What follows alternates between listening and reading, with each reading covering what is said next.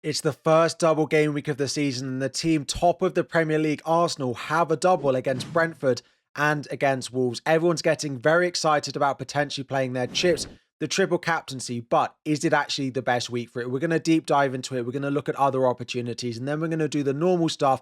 We'll look at players to buy, benching rankings, wildcards, free hits, my teams, and everything that you need to know with Game Week 26 starting tonight.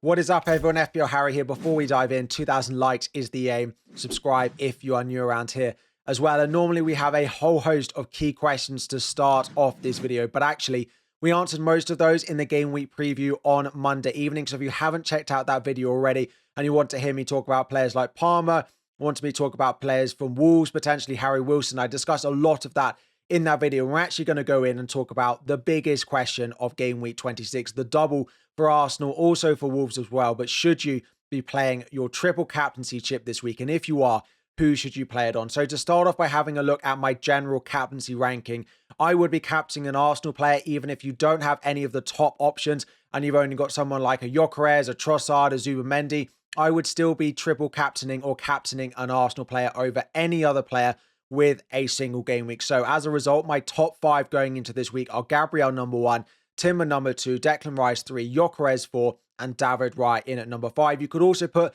Saliba potentially above David Raya. The reason you don't have other attackers in my list is basically just around minutes, predictability of returns, and predictability of starts over the couple of games. I think that the majority of the key players, like Trossard, if he's available, like Madueke on the right, like Gyökeres probably up front, like Zubimendi as well, will probably start both of the games because they have the FA Cup match in between the Brentford and Wolves games. So just a reminder that Arsenal play away at Brentford on Thursday. They then play in the FA Cup at home to Wigan on the Sunday, and then they play against Wolves away on the Wednesday. So there is quite a lot of space between the two Premier League games, and we do expect the majority of all of the key players to start and get a rest in the Cup game midweek. But the reason that it has fallen like this for me is all of these players I'm pretty certain are going to get good minutes apart from Gyökeres in this list. But if I had Gyökeres and I didn't have someone else above him in this list, and I had Gyökeres or Raya or Gyökeres and Saliba, I think I would probably take a chance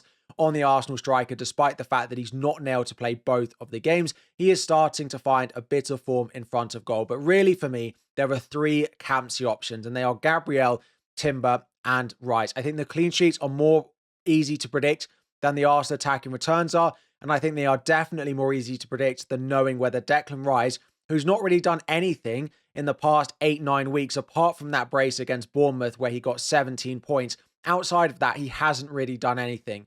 So as a result, he drops in 3rd, and I would actually rather captain Timber, despite the fact that Timber's attacking returns have not been as great. He is top for expected goal involvement amongst all defenders so far this season. So the attacking returns, the Hall potential feels there just as much as Declan Rice. Plus, they have a 70% chance of keeping at least 1 clean sheet across the 2 games. There's about a 30% chance they keep 2 clean sheets in there as well. So there is a very good chance that there are clean sheets in this double for Arsenal. Again, a 70% chance that they keep at least 1, which means I think Timber is a better option than Rice. But for me, Gabriel is number 1. If you want to go differential with Timber or Rice, I don't actually think they're that far behind. They both have the ability, the Hall potential to outscore Gabriel. But for me, Gabriel will be my captain, and he is number 1 in this list for a number of reasons. His DEFCON is better than the other 2. Well, he's slightly better than Rice in terms of hit rate, but in terms of actual output, Rice is about the same because Rice, of course, has to get more, but he has recoveries from midfielder.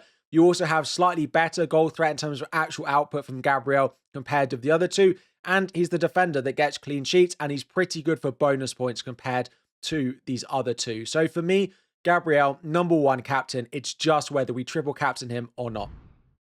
So then to answer that key question, or at least to have a bit of a discussion on it. So the double this week, Arsenal 37% chance of a clean sheet against Brentford and 50% against Wolves. A 70% chance of at least 1 and a 20% chance that they keep back-to-back clean sheets. There's been some really interesting research done on the Fantasy Football Scout website and also on Twitter over the past couple of days, looking particularly at Gabriel and whether he's a good captaincy option.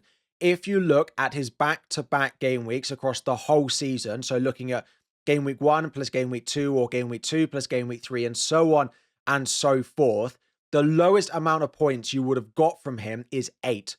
He has not had a back-to-back game week score him less than 8 so far this season, which was a clean sheet with a 6-pointer and then a 2-pointer the following week. He has hit a 24-pointer and he has hit 3 21-pointers in that time. So if you're thinking that Gabriel doesn't have haul potential, that is not really right. He absolutely has the potential to go crazy with a very high score. However, the negatives for me when I start to look at it is particularly the Brentford fixture.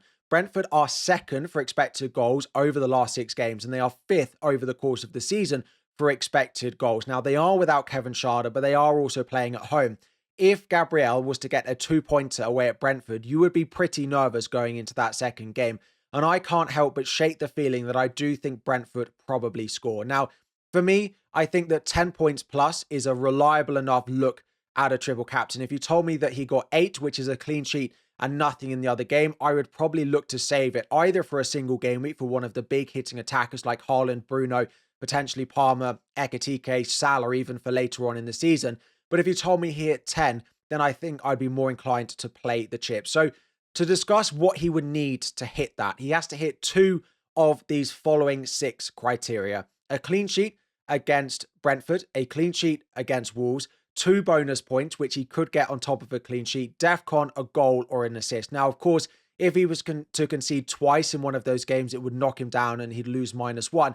But generally, he needs to be hitting a minimum of 2 things on this list of 6. And if you look at that list and think, yup, Gabriel is definitely going to hit at least 2 of those, then I would be playing the triple captaincy on him. If you're uncertain, which is where I'm at the moment, I think he'll keep a clean sheet against Wolves.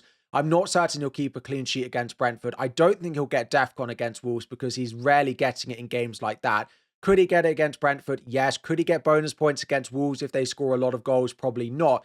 So I am really relying on either a clean sheet or DEFCON against Brentford or an attacking return across either of the games. And I know that Gabriel's attacking returns is good for a defender. He's been great. He scores goals. He has got assists. But at the end of the day, he is still a centre-back, so predicting his attacking returns is much more difficult and less reliable and less easy to do than predicting an outfield player. Now, I do want to disclose at this point in this discussion that I do not have my triple captaincy active on Gabriel.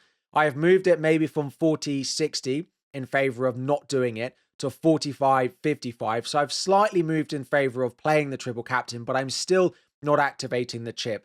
The other thing that is important to me is when are there likely to be other doubles that I could play it on. Now, game week 33 is expected to be the big double game week of the season, but this is the bench boost and free hit week, so we're unlikely to want to play it there.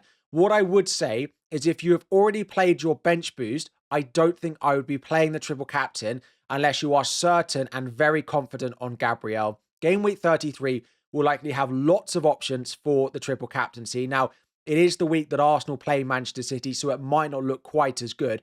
But everyone who's got all of their chips left will play a chip in game week 33. So if you've already used your bench boost, I'd be more inclined to save it. But outside of that, if I'm likely to bench boost in 33, which is the current plan, where else could I look to play it? Now, game week 36 and 37, there is a chance that Manchester City double. There is also a chance that Aston Villa or Liverpool could get a late double if they both stay in Europe and they both stay in the FA Cup. And Manchester City could get one if they stay in the FA Cup and they stay in Europe as well.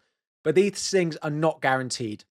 The predictions have it at about a 70% chance of a double later on in the season outside of game week 33.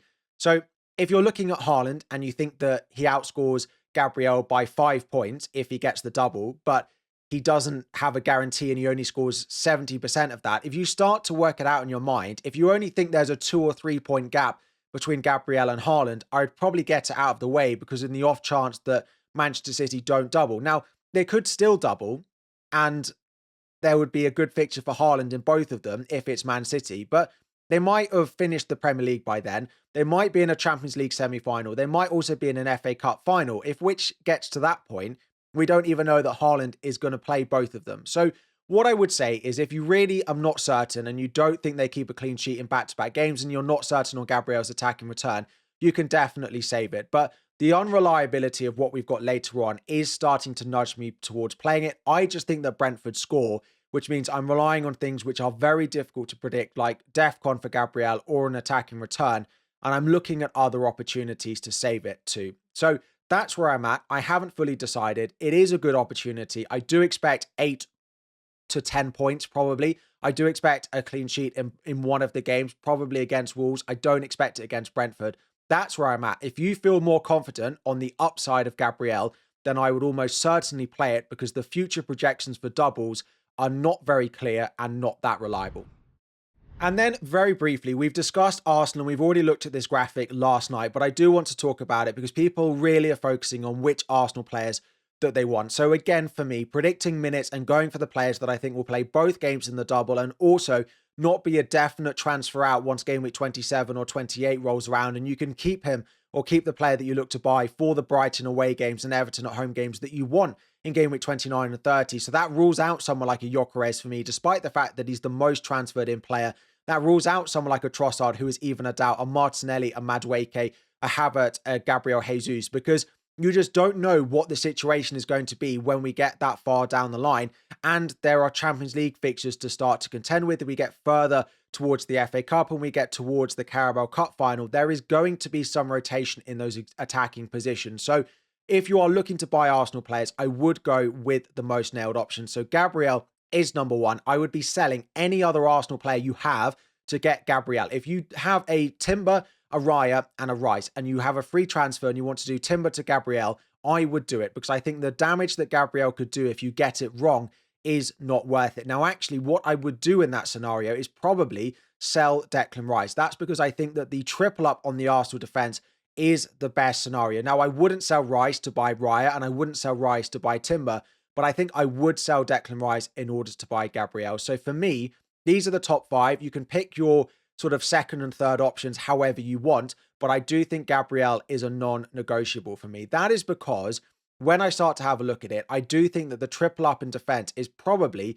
the most sensible way to go. Now, I'm not triple captaining Gabriel at the moment, so I do think there's a bit of uncertainty for the double, but also long term, I do think it is the best way to go, because if you look at it, like let's say you've got two of them already, David Raya and Florian Wirtz, or Verbruggen and Declan Rice. I think every single person watching would go for David Raya and Wirtz. Now, if you don't like Florian Wirtz and you want to replace him with a Morgan Rogers, a Brian Mbeumo, a Mateus Cunha, someone in and around that price, or even an Enzo Fernandez, a Elliot Anderson, a Dewsbury Hall, depending on which midfielder you like, you have a whole host of options that I think we can easily predict at least one of those will outscore Declan Rice over the next 3 or 4 game weeks. However, you would probably say that David Raya will outscore Verbruggen or the likes of Kelleher or the likes of Sanchez, etc. with more confidence. Now, when you start to have Timber in it, it makes it even simpler for me. Timber and Florian Wirtz versus Van Dijk and Declan Rice. Again, we are all taking Timber and Wirtz, I think, in that scenario. So for me, the best place to be is triple defense. I wouldn't go moving everything around to go for a third Arsenal defender unless that third Arsenal defender you want to buy is Gabriel. So with that in mind, please go and listen to all my rant about all the Arsenal players, the triple captaincy, the Gabriel, if you've skipped to this point in the video, because that is why all the Arsenal players are right up at the top, and deciding which of those you want first, potentially the triple up in defense, or if you just want to go Declan Rice, and maybe you own them all already and you're not moving them around, which is all absolutely fine. But deciding your Arsenal structure first is probably the best thing when deciding who to buy this week. So David Raya is top for goalkeepers, followed by Kelleher. He plays Arsenal this week, which isn't great, but between now and game week 32, where the majority of us are looking to wildcard, Kelleher for me is the second best goalkeeper, and he's nice and cheap. Then it's Petrovic, and then I've gone with Alisson. If Alisson was cheaper, he would be higher up than this, but I don't think he's necessarily worth the money for uncertainty of points with that Liverpool defence over Petrovic or Kelleher, but I do like the Liverpool fixtures. Sanchez is fine short term, but then it gets a bit more difficult for Chelsea. Dubravka and then Darlow, the two cheap options who can rotate well if you don't want to spend any money on your goalkeepers. For example, if you wanted to go and buy Cole Palmer. Into defence, Gabriel, Timber, Saliba are my favourite in that order. Then it is Daniel Munoz. I do think there is a world where he gets enough points over the next 5 weeks in order to not be an issue when you have to sell him in game week 31 if he blanks. As I said in the game week preview, there's about a 10% chance that Crystal Palace might not blank in game week 31, which would make Daniel Munoz an even better pick with Burnley, Wolves, Leeds at home in the next 5 and Spurs away also in that run of fixtures. I really like his explosive potential. If you are looking for rank changes and you are chasing rank and you want to take some punts and you've got spare luxury transfers, Crystal Palace for their next 5 should be right up there. The only concern is they do have European fixtures starting soon, which could cause a bit of fatigue and drop in form like we saw from them earlier on in the season. Van Dijk is still a long-term hold. The fixtures up until the wildcard in Game Week 32 looks good. Cheap option is Hill at Bournemouth. Again, the long-term fix is not bad. He gets the odd attack in return we've seen recently. The DEFCON is not bad. He's definitely better than Senesi for value. And the final one is Maguire. The ones not included in here, potentially Cash, I think he's slightly too expensive, or going for a Fulham defender, but they go away to Manchester City, so this is not the week to buy them. Then into midfield, and the big name that's missing in my top 7 to buy is Cole Palmer. Partly because majority of you don't really have a route to go and buy him, particularly with Brian Mbeumo traveling with the Man United squad. None of us really have an expensive midfielder to sell because most of us would have jumped off Saka last week and redistributed the funds. But also, Palmer is nursing an injury. We played 2 great games in Leeds and Burnley. I don't expect him to play 90 against Leeds. And then it's a difficult couple of fixtures from game week 28 onwards. If it's a couple of transfers, a -4 to go and buy Palmer, I really don't think it's worth it. He scored 2 penalties. Our team's going to dive in and put challenges in like they did against Chelsea in game week 25 to give Palmer 2 penalties. Probably not every single week, right? So yes, Palmer looks like a good pick for 2 weeks. And if you've got the luxury way to go and buy him, like you've got loads of money in the bank and you want to take a punt on it, again, like Palace, he's a great differential. But for the majority of us, it doesn't really make sense. Declan Rice, number 1, if he's the triple Arsenal that you want. Then it is Bruno Fernandes for the long term. He's just so consistent. Morgan Rogers, I feel like I owe him an apology. He has been so good and so consistent. His underlying data has been pretty hit and miss, but he is so focal for Aston Villa, and they play Brighton, Wolves and Leeds in the next 3, which is pretty hard to ignore. Florian Wirtz also I really like. The next 2 of Sunderland away and Forest away are not as easy for him, but I still like him long term. Brian Mbeumo I still like. It looks like he's travelled with the Man United squad, so should be absolutely fine. The only thing is you've missed the Spurs fixture, which was part of the reason you wanted to buy Mbeumo. He did score in that game, and some of the upcoming games are not as easy as when you look at Wirtz or Rodgers.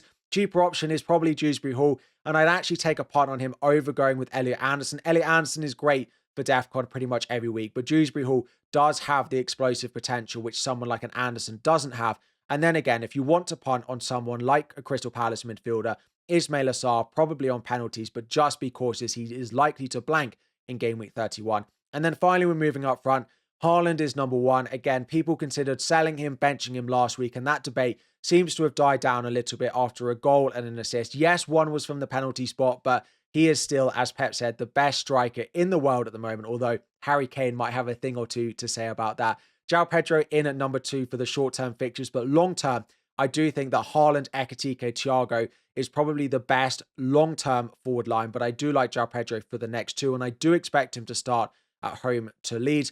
Kroupy Jr. is in next as a cheap option. If you want to punt on Strand Larsen, who almost scored against Brighton in game week 25, you could. He's unlikely to be on penalties. His minutes are not fully locked in until we get a proper update on Mateta's injury, but his long-term fixtures are nice if we do get that news on Mateta. And the final one is Mane. I don't think Wolves are worth gambling on for the double. If you really wanted to take a punt, Mane is a cheap forward or Jose Sarr in goal are the only ones I'd really consider buying, but I don't think it's worth it because they then just blank in game week 31 as well. And then we're having a look at the benching ranking, starting off in goal. Of course, if you own David Raya, I'd be playing him. And also, if you own Sarr at Wolves, I would also be playing him, despite the fact the fixtures are not great. If you've got a goalkeeper with a double game week, the predictions of clean sheets outside of Arsenal are not high enough to play any of them over Sarr if you've got him. Then it's Henderson, Donnarumma and Sanchez, all with nice fixtures this week. Sells, Pickford, Martinez, Alisson, Petrovic, Rolls, Kelleher. Again, I like him long-term, not the best fixture this week. You've got Vicario, Lamins, Pope, Verbruggen, Dubravka, Hermansson, who started over Areola and kept a clean sheet against Burnley. So we do expect him to keep his place. Darlow and then Leno. And then in terms of the outfield players, if you've got Mane, I would be playing him with the double. I've seen a few people benching him. I just wouldn't do it. I would find one of your attacking players who you're willing to take a risk on benching and play the player with the double. Enzo Fernandez, I would play at home to Leeds, is expected to play probably in the number 10 once again with Palmer back on the wing. Rodgers, you've got Watkins, Semenyo with the fixture he's got at home to Fulham, Ekatike, Wirtz, Illiman and Dye's been disappointing, but I would keep starting him if you've kept hold of him. Then it's Cherky. Jared Bowen, I don't mind the fixture. United away from home defensively are still not rock solid, so I don't mind Bowen's chances. And West Ham have started to look a bit better. You could even punt on someone like a Somerville in their midfield who's starting to score goals, although I think those midfield spots are very precious and he's probably not worth one of them. Then it's Evan Nilsson followed by Krupi Jr. I still back Evan Nilsson just if you've got both because of the minutes. Dewsbury Hall, a nice option, starting to get more and more minutes on set pieces. You've got Bruno G. Now, he does go away from home compared to how reliable he is at home, although he is expected to be on full penalty duty now. Gordon is out injured. Chalobah, Anderson of Forest, then you've got Garner, Richards, Jimenez, and then it is Thiago, and I would play Thiago over Wilson. Now, if you are triple captaining Gabriel, you might decide you want to bench Thiago to go all in on the Arsenal defence, keeping a clean sheet against Brentford, or you go with a strategy where you say, well, if Brentford are going to wipe out my Gabriel captain or triple captain clean sheet, it's probably going to be Thiago, so I'll start him and see which ways it goes. But Q,